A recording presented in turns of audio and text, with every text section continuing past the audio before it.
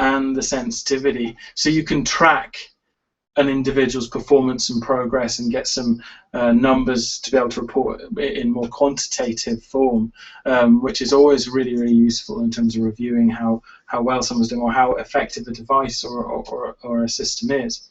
So that's sampling. I want to show you now recording your own sounds as opposed to using samples or pieces of music very quickly. So this is a record button. And let's do it on yellow. If I click the record button, there you have some sound. And if I press the record button, it's that easy. So if I just highlight, if I just want record, how about record? I need it here. Record. There we go. Record. So I can actually edit sounds, record, and do different things with them. Let's try a different approach. The reason we pressed on with this was mostly to enable people to use their own voices, so individuals who don't perhaps vocalize a lot or don't have control of their voice. The human voice is an incredibly powerful thing. We take it for granted, I suppose, being able to use it, being able to control it. It's such an expressive medium. It's so affirming to be able to hear and control your sound in the environment. It has so much positive impact. I mean, people have been doing this for ages by amplifying people's voices. That's incredibly powerful. But this can allow a more advanced manipulation. Let me show you. I'm going to make a simple vocalization and show you how you can take that simple vocalization and use it expressively in music. So I'm going to record a simple vocalization, like that. It's a simple sound the student may make. I'm going to edit it so I have it just perfectly. And then instead of doing trigger or press and hold, I'm going to use squeezing. Now what this does is it allows tactile you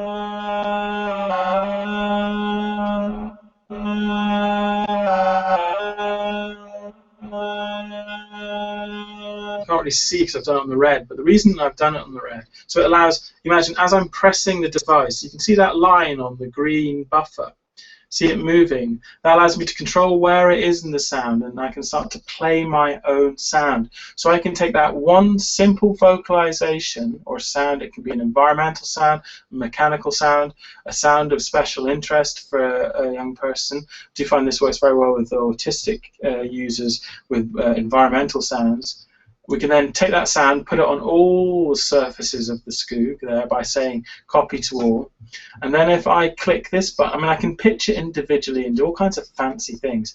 But if I simply say follow keyboard and then choose a pentatonic spacing, such as here, in this preset scale, then now I have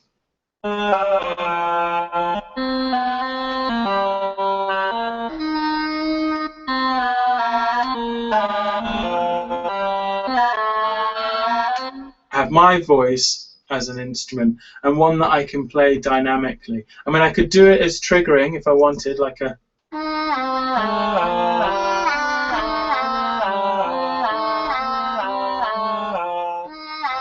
but it's given me a pentatonic space instrument that I could take that and I could actually play my voice with other musicians and instruments working in that key, in a particular key. So it's a really powerful way of using Skoog, and the more we can engage, sometimes it's a great way of getting through to a student, being able to allow them to manipulate their own voice, or not necessarily their own voice, their own sounds. I mean, this is an example of a mechanical sound that some people, I've known a lot of people in terms of who have maybe focused on door sounds, autistic young people who like environmental kind of more structural sounds. We could record that in, so let's clear the buffers, record, there's our sound, there it is, clunk, click, edit, snap, copy to all.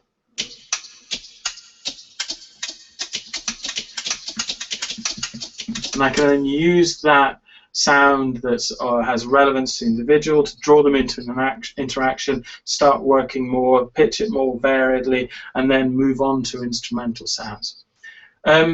So look, it's been a pleasure chatting to you. Thank you for the questions. I hope I've been able to answer everything sufficiently. If you do have any further questions or queries, or want any advice on supporting group activities or working in a more inclusive orchestral kind of environments, email me, ben@skoogmusic.com. I will follow up with the email with the PDF that links to those videos that I wanted to show you, and in the PDF is a brief description that I've written, so you'll be able to get a feel for how it's being used. Very quickly, last little point, technically, you can use Skoog isn't MIDI, but it can do MIDI, so I can turn MIDI on and I get an extra 128 instrument sounds. I can connect to Logic GarageBand, or if I'm on a PC, to Cubase or Cakewalk or something like that, and interact with all the usual musical software as I might do. Also, you can record in the Skoog music software, so you can record your performance, make loops, tracks, all kinds of stuff. Okay, so do get in touch. I hope you found it informative. I'm really keen to try and support a range of different things. Obviously, I'm interested in informing people about Skoog, but it's not just about Skoog. It's about trying to support a more inclusion or access to inclusive opportunities in music. I really believe music has a great role to play in education and lives of young people. I've just had a final question from Ike. I don't normally... Oh, my Google is playing up. Hopefully it will allow me to answer that question. I don't normally mention cost and purchasing and stuff, because I'm aware, you know, the QIAT list is not for that purpose. But Skoog is currently available, and it's available in the US through Westminster Assistive Technology, or Romeo Music in Texas. They both have web shops, and the current price is $799. It's equivalent to a UK price of £500. So with that, you get a Skoog device, and you get a site license for the software and access to all of the resources that we offer.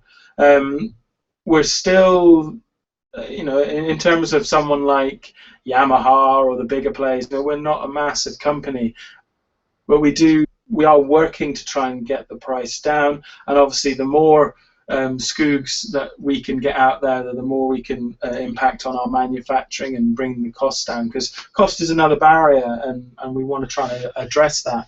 So at the moment, $799, you can maybe speak to these suppliers and do different things. We have supported discounting for school districts, so if they're buying multiple Skoogs for use across different institutions, or for use within an institution, there are opportunities for price breaks there. So do speak to the guys at Romeo and Westminster, or if you want to email me, ben@skoogmusic.com, then I can put you in touch with someone who's relevant in the area where you are. So that's me. Like I say, happy to engage and answer any questions. My background is as a psychologist, developmental psychologist, and perception motor coordination and developmental issues there. And I've that's what we kind of bring to the product design side of this, in terms of trying to create something that's designed to be accessible and intuitive and human. One thing one way of describing it, I suppose, as I've recently been, is that to try and overcome the challenges that we were presented with, or that people face with disabilities in engaging music, we didn't create a disabled instrument. We just made one that was enabling and easy to use. And I really believe it's about finding the right way to support, inspire, and enable the young people we work with to achieve their goals and to be the artists or musicians or writers, all the things that they want to be. So thanks very much for listening. I've enjoyed chatting to you all, and I apologise for some of the technical issues that we've had, and I hope that's not impacted too much on what you've been able to learn. Do check out our website, check out our YouTube channel, and like I say, you can always email me. I'm happy to do one-to-one video Q&As or with school districts or AT coalitions, or if it's a group of people that want to have questions and want to ask us directly, simply get online, send me a mail, and we'll be in touch. We're based in Scotland, in Edinburgh, so sometimes the morning for the US is better for us, but you know, I'm happy to stay up late and chat. Okay? Thanks very much. Look forward to seeing you all again soon. Cheers. Bye-bye now.